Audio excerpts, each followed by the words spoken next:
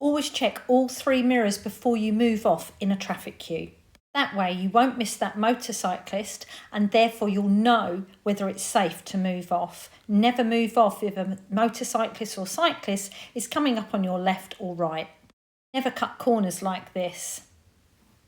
It's always tricky if you're in traffic queues in areas like this. Always hang back a little bit just to make sure that you can get over the other side of the roundabout so that you don't get caught out and block other traffic. Watch up in front where the car that's in front of this silver car goes onto the roundabout and does a full 360 and a little bit more. And here's another one doing a U-turn. Look how tight it is and look how awkward it is. Sometimes people try to do the U-turn, they can't get round and end up having to reverse up on the mini roundabout.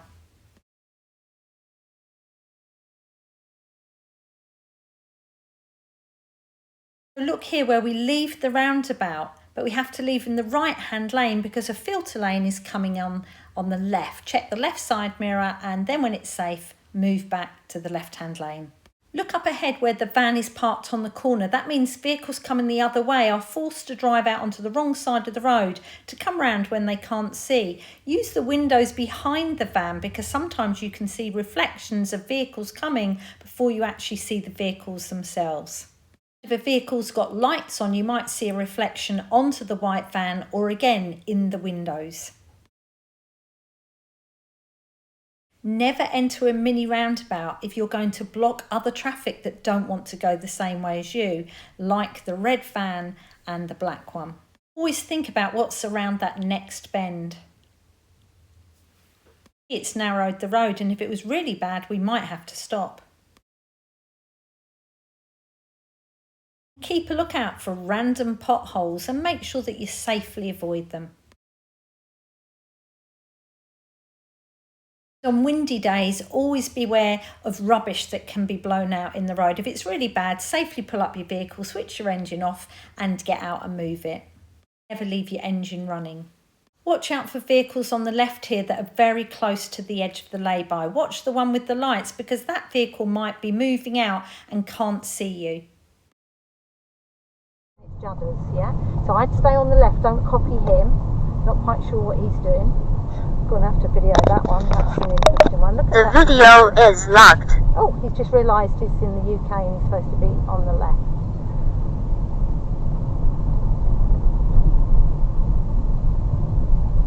Let's see what he's doing. He doesn't know what he's doing, so I'd back off him a little bit. He now looks okay with his positioning, but obviously it wasn't before. And now finally he's on the left-hand side. Look here where we have the crossroads and I want to turn right. The lorry opposite wants to turn left, so I cannot cross their path. They get to go first. The next vehicle coming up wants to turn right, so we're heading the opposite way, and as long as nothing's coming up the left side of him, like a motorcycle, I can turn at the same time. Traffic queues hold back because somewhere like here where the vehicle in front is blocked the crossing, if somebody comes up, presses the button and the lights change, the people will struggle to cross. So this is a 20-mile-an-hour limit and they're so desperate to get people to slow down they've actually put speed bumps in near a park. Up in the distance you might actually see that a young child is crossing the road and the mum obviously is in the park and not paying attention. He's got over towards the side, but my worry is the Mercedes that decides that it doesn't want to drive at 20 miles an hour and go over the speed bump and thinks that it'll actually drive past and overtake a learner car that is obeying the law. Thank goodness they didn't do that while the child was still on the crossing. Look out on the left-hand side. You'll see a little deer peep its head out through the hedge. It spots me and then stops. If you didn't see it, rewind. It's just before the 30 sign. Now this one worries me as well. A learner motorcyclist overtaking with cars coming the other way. Be prepared if they do that, you might need to ease off.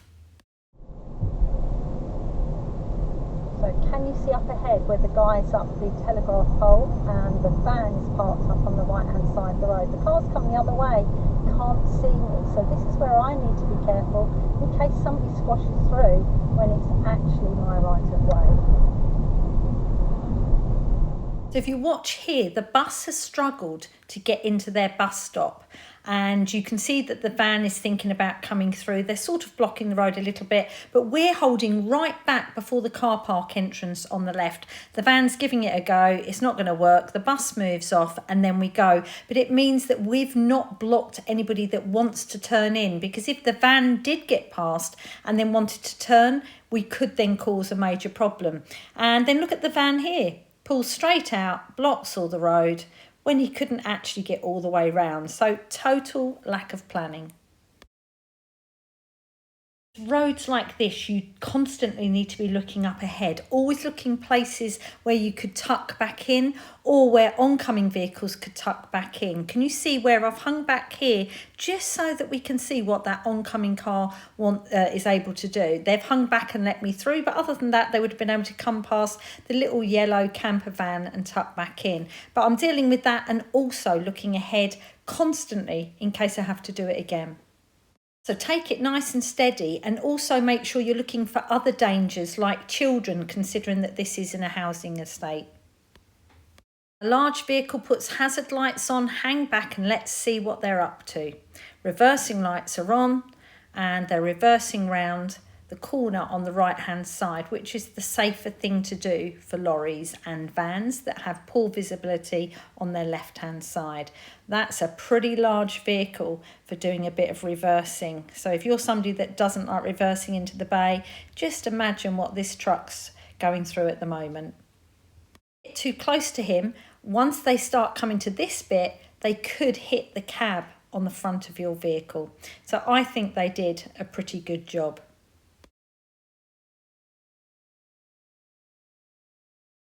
I hope you found episode 6 helpful. Keep a lookout for episode 7 in a few weeks' time.